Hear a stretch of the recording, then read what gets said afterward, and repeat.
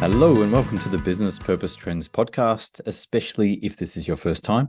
I'm Phil Preston and this is episode 7 and your weekly update of less than 10 minutes on all things businessy and purposey and looking at the trends shaping the future of business and our way of life, really. But we'll get into that in a moment.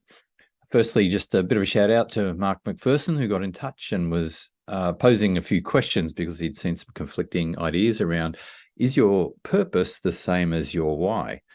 Now, I know this is going to a more personal level and not so much a business level, and it is a very deep topic area, but Mark's questions were around, is your why different or not to your purpose? And in my world, I tend to equate the two things. So your purpose is your why, and that meaningful issues, causes, or events in your life help you uncover or clarify what your purpose or why is. Now, Mark's observations were that some frameworks call these meaningful issues, causes, or events, those things are labeled your why, or the things that are why you come up with a purpose that you do. Now, I think it's fairly semantic, and you can use clearly whatever works for you. But I think another point here is I don't really go with the idea that you need to have some overarching purpose that sort of dictates what you do within your whole life context, because there's many different dimensions to purpose and the different types of goals that we're trying to achieve. So look, it's okay to go with that, but it's okay not to as well. There's a whole lot more could be said around that. But if this topic interests you, you may want to check out my other podcast, which is a longer form interview-based podcast, and it's called The Purpose Edge. Interviews are typically between 40 and 60 minutes long, and they examine the role of purpose in the career and life stories of really interesting guests. And at the end of each one, I do a little bit of a takeaway, or 3 takeaways, a summary, just to sort of round up a few things that came out of those interviews. This episode this week is a little bit of a magazine-y episode, a few different things, and I'm going to do a few of these in the future. I quite like these ones, actually. So the first one is following up from last week. I was talking about ESG ratings, and I mentioned that Standard & Poor's had removed their letter ratings from some of their their letter ratings on ESG. And that was perhaps a little bit motivated by political sensitivities and the anti-woke agenda that we're seeing, especially in the US. But some other interesting news to go with that was, and you might know this, but I didn't realize this before now, there's a new product category called anti-ESG funds. So these are funds that want to exclude companies that do consider ESG risks. Or you can think of them as companies that are overweight industries like tobacco, defense, or companies explicitly endorsing one-sided political views. Now, there you go. There's a thing. And they have names like God Bless America or Point Bridge America. And their letter acronyms they use will be things like MAGA and YOL. So that market is a $2.4 billion market as of mid-2023, whereas the market for what people would call ESG funds is $313 billion. So, these anti-ESG funds are less than 1% of that total, but it's interesting. And just in case you thought common sense might prevail in investment markets, this is yet another reason to convince us otherwise. I think it's probably an effective way of destroying value in the medium to long term. And deep down, I suspect the managers and promoters of those funds probably know it, just exploiting people's vulnerability or arbitraging levels of knowledge. If there's one quote or one comment I come back to again and again and again, and it comes from being in a conference in London in, I think, 2002, and I had the pleasure of hearing Frank Partnoy. I think he's a professor at Stanford University. He was giving a speech at a conference that was very much put on and attended by investment bankers. And Frank said, look, there's only 2 sustainable competitive advantages in investment banking.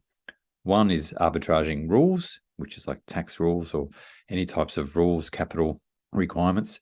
And the second one is arbitraging dumb investors. And so, unfortunately, I wouldn't say investors are dumb, but quite often there's arbitrages of knowledge going on. The promoters will be probably pointing to certain features of these products, but not really explaining the risks inherent of other parts of them. So there you go. Thanks for that, Frank. I remember that, even though it was more than 20 years ago today, and anti-ESG funds probably could be falling into that category. It'll be very interesting to see what the returns look like over time. A second item for this podcast is some Gallup data came out this week, which is always interesting. They've released their State of the Global Workplace 2023 report. And what they found is that engagement levels are generally rising globally. They sit at about 23%. That's the global average. So 23% are engaged, 59% are disengaged, and 18% are actively disengaged. So I think they add up to 100.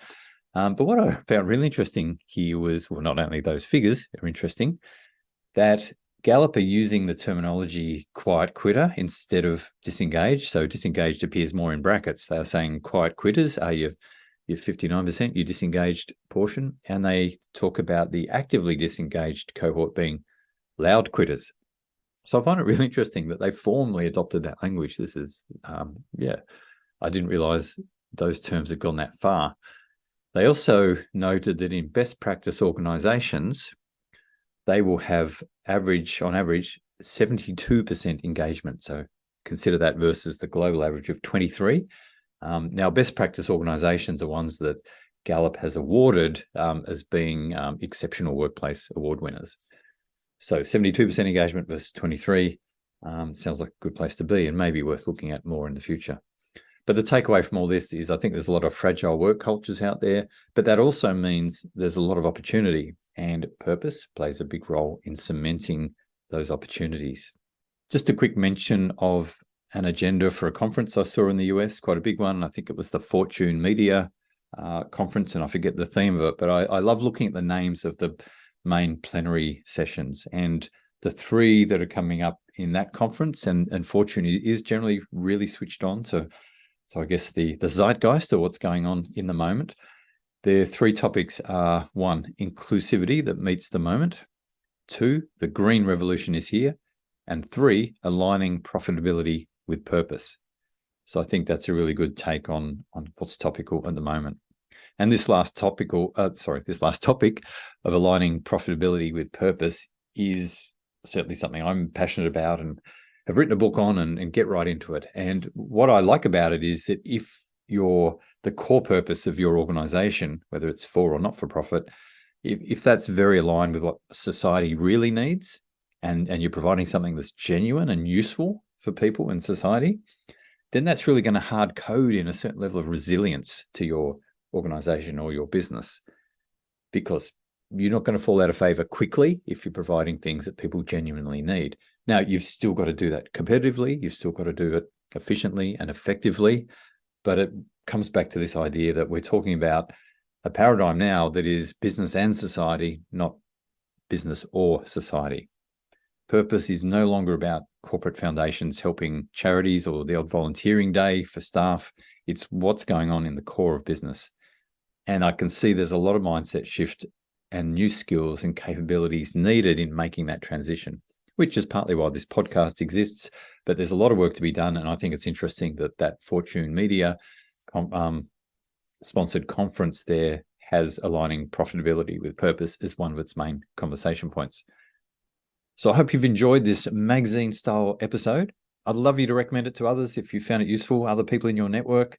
I'd love your feedback and about what's discussed and what you'd like more discussion on. You'll find my contact details in the show notes. Thanks so much for tuning in to the Business Purpose Trends podcast. I'm Phil Preston. Have a great day, and may the business purpose trend be with you.